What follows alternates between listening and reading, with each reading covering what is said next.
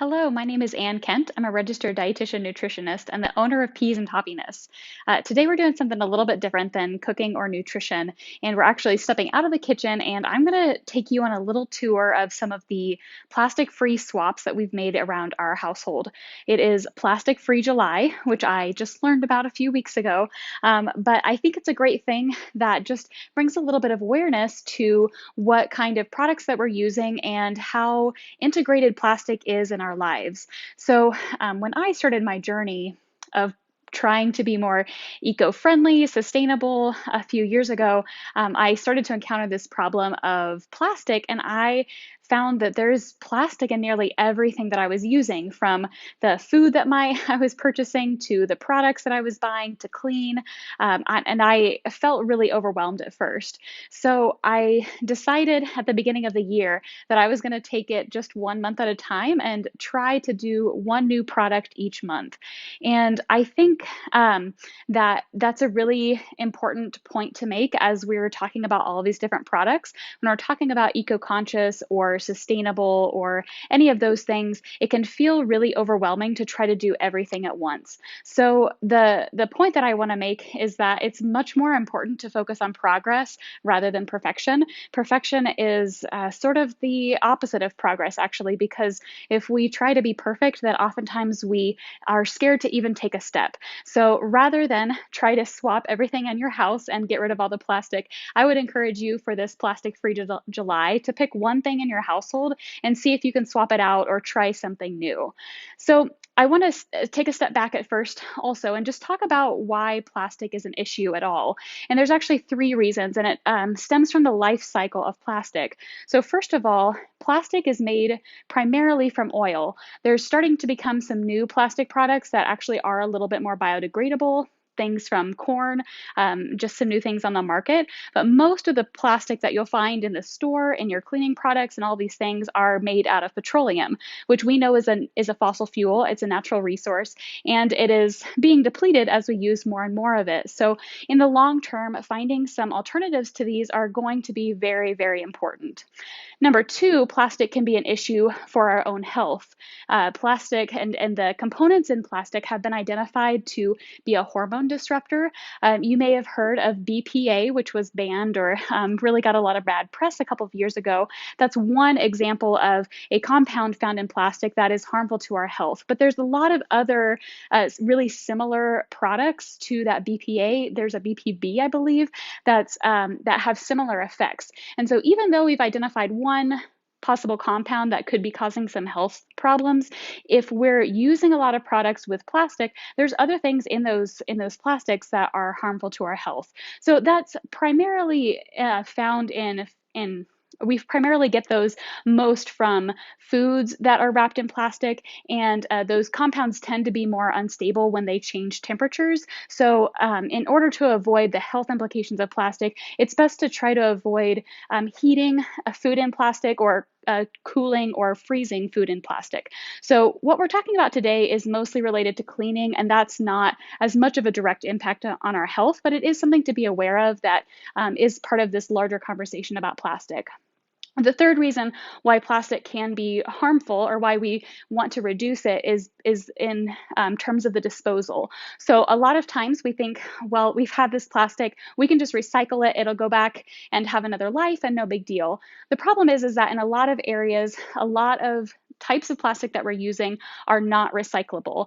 That can be because the quality of the plastic is just not worth actually recycling. That's true of things like plastic bags, that it actually costs too much to recycle those plastics, and it's much cheaper to just make them out of new petroleum. In my area in Fort Collins, they do a pretty good job with our recycling program, but they only are able to recycle bottles and jugs. And so anything else that doesn't look like a bottle or a jug or a tub is not going to be recycled, and it's going to end up either in the ocean, in a landfill, in some place that we don't want it. So recycling is not necessarily the answer to our plastic problem. And plastic, when it comes from petroleum, takes a very, very long time to break down. It depends on the quality of plastic, again, which will implicate how long it takes. Things like that plastic bag only takes about 20 years to break down, but plastics like your toothbrush can take up to 500 years to break down. And that's because the bacteria that normally do the decomposition do not like to eat plastic, and so they don't break it down.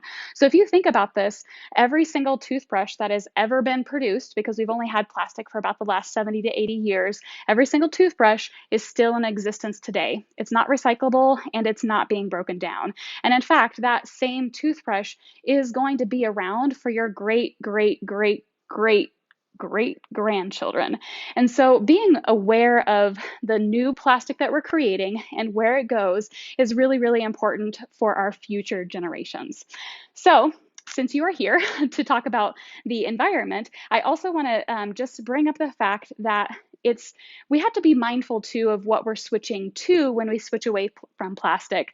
And so I'll kind of go through that as we go through a couple of different things. Sometimes we can switch to glass, sometimes aluminum, sometimes paper, but it's very difficult to be completely self-sustaining. And so we just need to be mindful of what we're switching to instead. So let's go ahead and dive in. I'm going to divide this into three different categories. The first thing I'm going to talk about are personal care products. So things like toothpaste, body wash, those sorts of things. The second thing I'll talk about are plastic-free cleaning supplies, both in the bathroom and the kitchen. And then the third thing are plastic-free shopping and how to reduce that a little bit when you go to the store.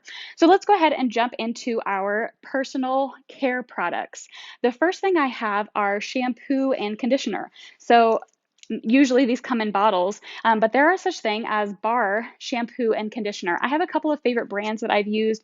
I've tried some different ones. I've been really pleased with the Lush brand and the High Bar brand. I'll drop links to all of these products that I'm mentioning, so if you want to go and check them out, then you're welcome to. So the shampoo bar, this is an example of it. You can see that this is wrapped in plastic. I like High Bar because it actually comes in paper, so it's much more easily recyclable. But both of these are really great products that I found. So a shampoo bar, you can either get it wet in the shower and use your hands to then put it in your hair. I actually like to use the bar directly on my head and scrub it around, and that gets a really nice lather. So that works really well for me. Kind of a bonus of these products is that if you're traveling, you don't have to worry about that 3-ounce rule when you're flying. So it's super easy to take with you. The conditioner is really similar use to the shampoo bar. I just rub it directly on my hair. You really only need to get the ends, and you'll find that I found that these work really well. My hair is really soft. There's a lot of different kinds of both of these brands, so you can choose what works best for you based on your hair type. So that is the first one, bar shampoo and conditioner. If you've tried them in the past and didn't like them, they've made a lot of improvements, so you might even try them again and see what you think. The next thing are toothpaste bites. So I have mine poured out in this little jar. This is how we use ours, but there's these little bites. So one bite equals one brush, and they are sort of almost more like a polish. Ours come in these biodegradable pouches, which is really nice because I can throw them away and not have to worry about it. Some of these you can compost. Some of these products they have to be composted in a commercial composter, not just in your backyard bin, so it doesn't always work well. But I love these because they come with fluoride. You do need to be careful that you're buying things that work, and so this is one that does come with fluoride. I buy these from Tiny Yellow Bungalow. So for a toothpaste bite, you put it in between your teeth, crunch it up, and then use your toothbrush as you usually would. It's not as frothy, which is a little bit of getting used to. Some of these products you do have to just, it's kind of like trying a new food. It's not going to be exactly the same as the old food that you're used to, so you need to give it a little bit of time. Okay, next thing while we're on dental hygiene is biodegradable floss. Most floss is made from plastic, again, and comes in plastic. So I actually have a refillable container. You can see here that my floss comes in this nice little bunch that I can put in my reusable container, and it works really well. So you can buy just the floss packets, which decreases the cost a little bit. I really like my brand from ET, which is spelled ETEE, but Tiny Yellow Bungalow also carries some, and I'll drop both of those links. The next thing are deodorant. So my favorite brand is this Native deodorant. It comes in all kinds of different flavors. So this one is lavender and rose. This one is citrus and herbal musk. There's one that's jungalo. There's all kinds of really fun flavors. But these come in a cardboard tube, as you can see. So there's absolutely no plastic at all in this. And they are aluminum free as well. Aluminum is a product that's actually an antiperspirant that stops sweating, but it's been linked to a higher risk of breast cancer. So switching to an aluminum free deodorant is recommended, but just know that it does work a lot differently. You don't smell, there's no odor. This really works great, but it is not an antiperspirant. So you do sweat more than usual with some of these natural deodorants. And it does take some getting used to with that. So that's important to know. Dove actually has also recently come out with a refillable deodorant. You can find both of these products at Target. So if this is something you want to try just to see, but I would recommend if you're making the switch away from aluminum to plan to do that for the long term. It's going to be really difficult to switch back and forth because the aluminum actually clogs your pores to prevent the sweating. And so when you first switch from an aluminum deodorant to a natural deodorant, you'll tend to sweat a little bit more while your body's getting used to that change, and then it'll kind of normalize. It'll always be a little bit more than before. So, but the nice thing is there's no odor. So next is body lotion. So Queen of the Meadow is a local company in Colorado, and they make these lotion bars. So this looks like a bar of soap, but it's actually lotion. I keep them in these little containers around my house, and they work really, really well. So it's similar to a bar of soap in that you just move it around your hands a little bit, and then it works as a lotion. So Queen of the Meadow packages hers in paper with some twine, and so it is completely plastic free, which is really, really nice. So I, again, will drop a link to Queen of the Meadow. That's one of my favorites. You can find these also. Tiny Yellow Bungalow have some. Sometimes you can find these at your local farmer's market. So if there's another option, they are widely available. Okay, next option is face wash and body wash. So this is a really simple switch that you can just go to whatever store you're going to and switch to bar soap. Some of the bar soaps are still wrapped in plastic in the big containers, but you're significantly decreasing the amount of plastic you're using. I have found also Neutrogena has a really great face wash that's really similar, but it comes in a bar. So again, it is wrapped in plastic, so it's not perfect, but it's significantly reducing your plastic intake. So that's what I would recommend for both face wash and body soap. Let's move on to some cleaning supplies. So first of all, I want to just show you a couple of options for different scrub brushes. Typically the brushes that you're using to wash dishes are made with some sort of plastic. These are from Tiny Yellow Bungalow, and they are made of completely natural compostable material. These actually you can throw in your outdoor compost bin once you've used them all up.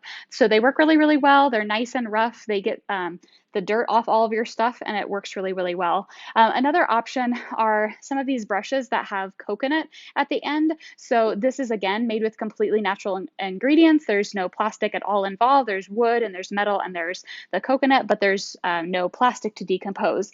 Tiny Yellow Bungalow actually also has the same version for a toilet brush. Don't worry, this is new and clean, so it hasn't been used. But this is another great option if you need to replace some of those older cleaning supplies. I don't recommend to go through your house and throw away all the plastic. Use what you have until it's done, and then you can move on. But to go with this brush, in terms of dish soap, I have not found the perfect dish soap, but one that I really, really like is just this simple bar. So again, I have it just on a plate. It works awesome if you use one of these scrubbers. I like to use a washcloth, so it doesn't work quite as well for me. I like the liquid, but if you use a scrubber, this is a really great combination. It suds up really well. Again, Tiny Yellow Bungalow has another version, which I'll link on her website, which works great.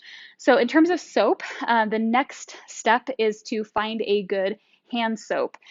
There's a couple of options that I found that I like. Tiny Yellow Bungalow has this bar hand soap that you can actually turn into a liquid. So you simply cut this bar into 8 or 10 pieces, and then you dissolve it.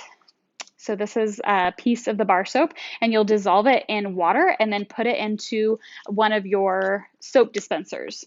So that works really, really well. The other thing that I just found that I love is this product from Blue Land. So this is their soap dispenser. It's a foaming soap, and they have these dissolvable tablets. They come in a lot of different scents, which I really enjoy. The wrappers are compostable. So they were packaged, they were sent to me completely plastic free. So that was a really great option. They have lavender eucalyptus. Let's see, I have a perrine lemon. So there's a bunch of different scents there as well. So if you're looking for a hand soap, there's some really good options in terms of liquid hand soaps there.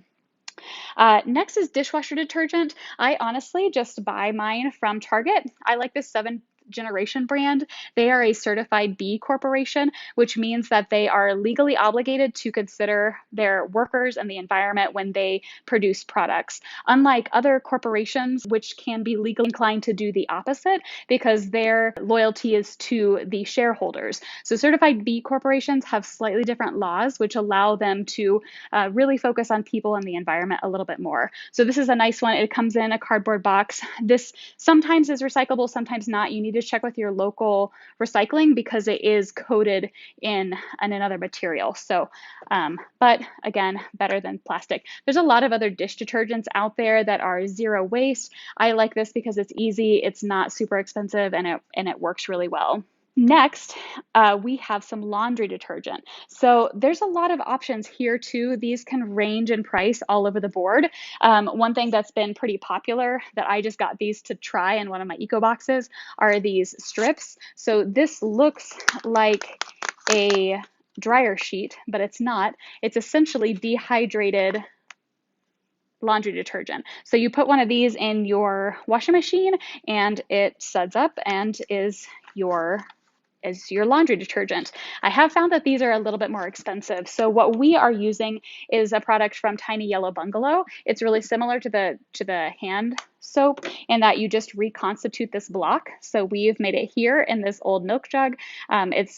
It settles a little bit, but so you just give it a swirl before you use it. And it's been washing all of our very dirty baseball uniforms and clothes this summer. So that works quite well. And then in drying, I highly recommend these dryer balls. They actually decrease the time it takes for you to dry laundry. I'm not exactly sure how it does it. I think they actually absorb some of the liquid, but it works really, really well. So if you want a scent, you can add a few drops of essential oils to these and have a really nice smelling amount of laundry.